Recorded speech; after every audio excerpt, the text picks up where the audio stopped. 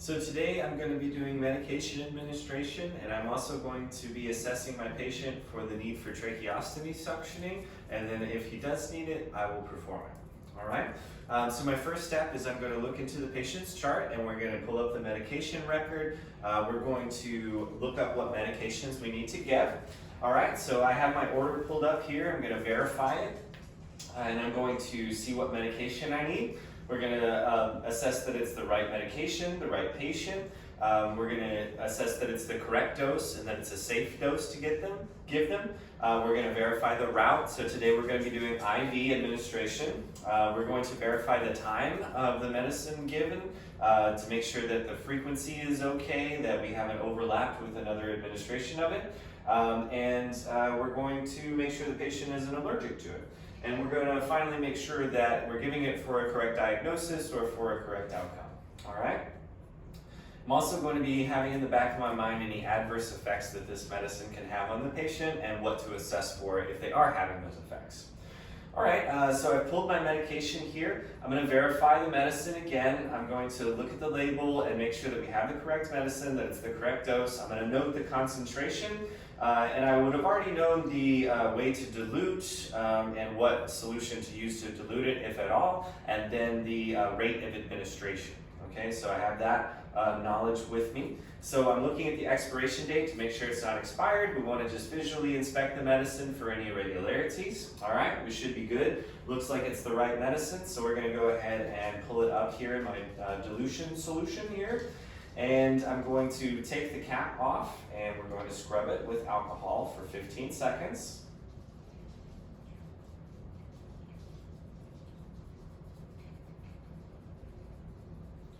Okay, then I'm going to draw it up into my syringe here, all right? And then I verify that I have the correct amount, and just check one more time, make sure we have the right medicine there. Good. And then I'm going to put a label on this to make sure I know exactly what medicine this is. All right, so after that, we're going to go ahead and enter the patient's room. So, hello, sir, I'm Seth. I'm one of the ACC nursing students here. I'm going to give you a little bit of medicine, and then I'm going to see if you need to be suctioned, okay? So I want to close the door here for privacy purposes. I'm going to go ahead and wash my hands, make sure that before I do anything that I have good hand hygiene, all right? And then I'm going to apply some gloves here. All right, so first I'm going to start by asking your name and date of birth. So when I ask you, I want you to verify with me. Since this patient is nonverbal, we're going to have to establish some nonverbal communication strategies with them. So yes is going to be thumbs up, no is going to be thumbs down. And if you experience any pain or discomfort, difficulty breathing, anything like that, I want you to shake your head back and forth. Is that okay with you? Yes? All right. Okay, so I'm just going to verify your first and last name and birthday. All right, so I'm inspecting his wristband for a medical record number, birthday, and make sure that I have the right patient. And then, sir, are you John Smith? Yes? Okay, is your birthday 2/16/89? Yes? Okay, good. All right, sir, do you have any allergies to any medicines? No? What about anything else? Food, tape, latex, anything like that? No? All right. So first thing I'm going to do here today, sir, is I'm going to see if you need to be suctioned. So I'm just going to listen to you, and then we're going to see if you need to be kind of cleaned out a little bit. All right? Good. So I'm going to come around over here. I'm going to raise the bed to a workable height. Obviously, we don't have the ability to do that here right now, so we're just going to pretend like this is a workable height for me.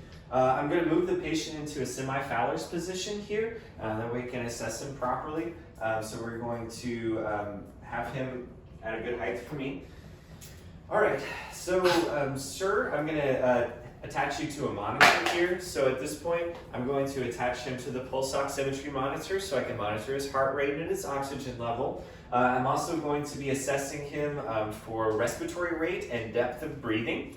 All right, so now that I'm assessing that, he looks a little bit low on his oxygen. He's about 88%. His respiratory rate is a little bit elevated, and it seems a bit shallow. I can hear him breathing, so there's some wet lung sounds. I'm going to verify with auscultation. Okay, sir, I need you to take a breath. Okay, take another breath. All right, good, and one more. Okay. So when I was assessing his breathing right now, I heard some wet lung sounds in the top, some crackles in the top lobes there, the upper lobes. All right, so sir, I think you do need to be suctioned. So I'm going to go ahead and set all that up, and then we're going to go ahead and do the procedure. All right? Yes? Okay. So remember, if you experience any pain or difficulty breathing during the procedure, shake your head back and forth, and we can stop. Is that okay? All right, good to go.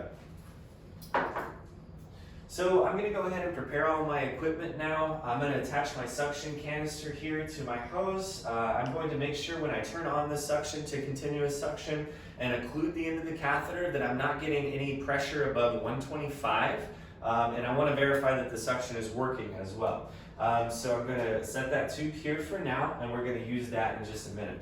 I'm going to take a waterproof towel or a sheet here, and we can put it right underneath just in case we drip anything. We don't want it to get it all over the patient. I'm now going to don some PPE. So I'm going to wear a mask, and I'm also going to wear a face shield. Okay. So now I'm going to open up all my sterile equipment using good technique, making sure everything is nice and sterile. Open that, open this, all right? So now that everything's ready, I'm going to go ahead and prepare myself. So I'm going to remove those. I can wash my hands. Making sure not to turn my back to the sterile field. I want to be able to have clean hands. They have a towelette that you use so you can clean your hands. And then I'm going to apply my sterile gloves.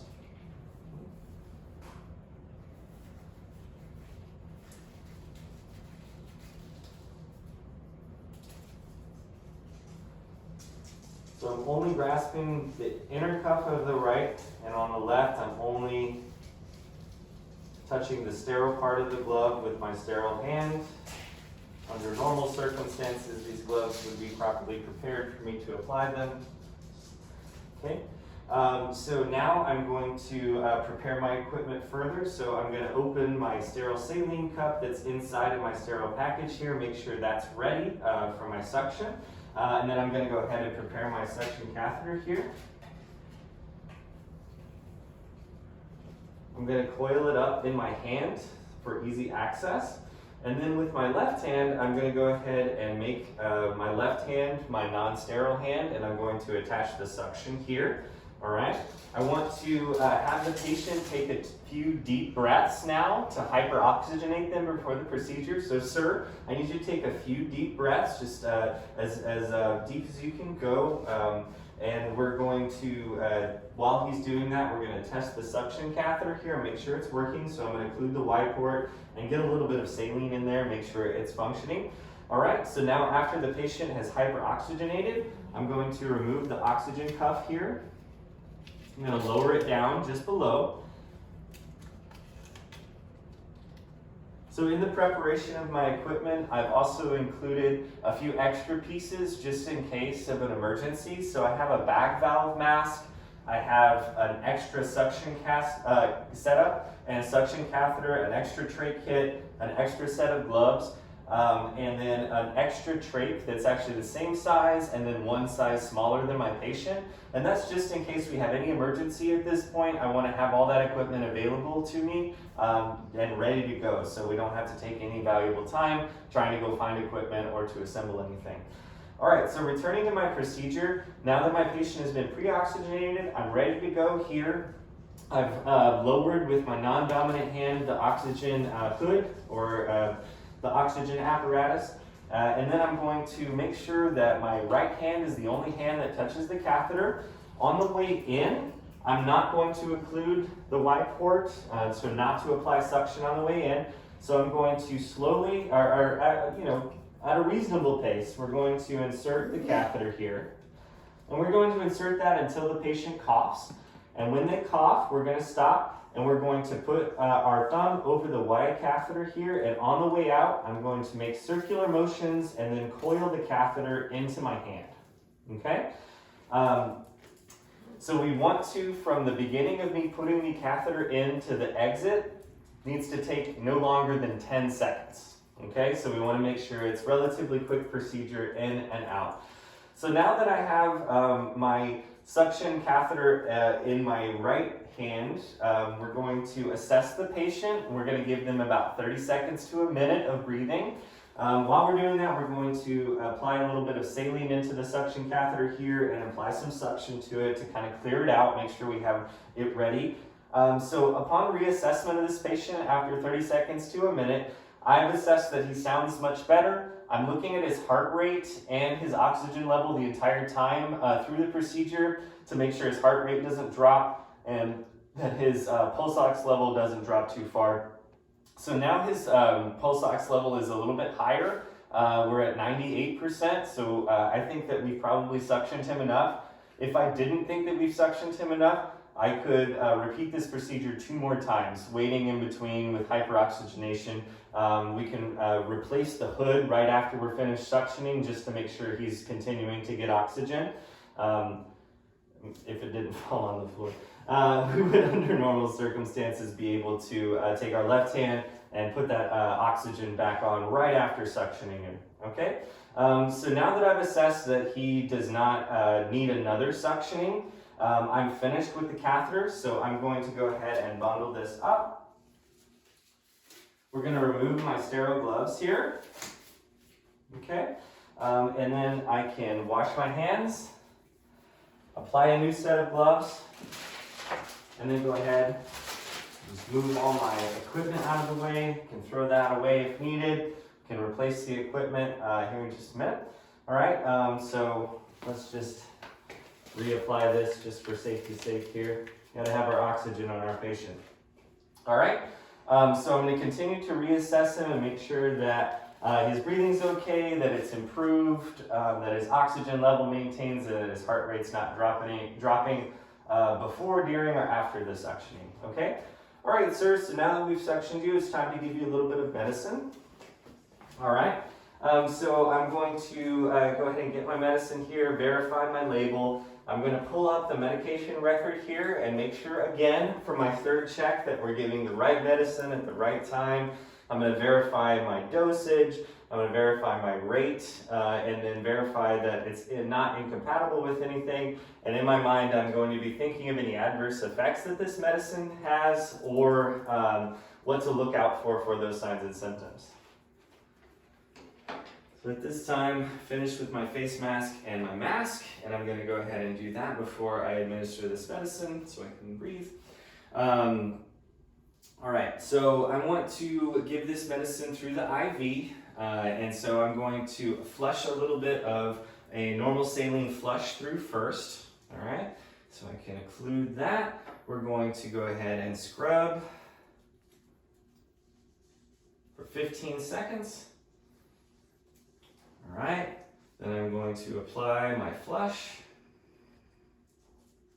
Okay, then I'm going to flush about 3 to 5 mLs into the IV. While I'm doing that, I'm assessing the IV site and making sure that it's not infiltrated, that it's not causing the patient any pain, that there's good, easy flow through it, no redness or any sort of other adverse signs.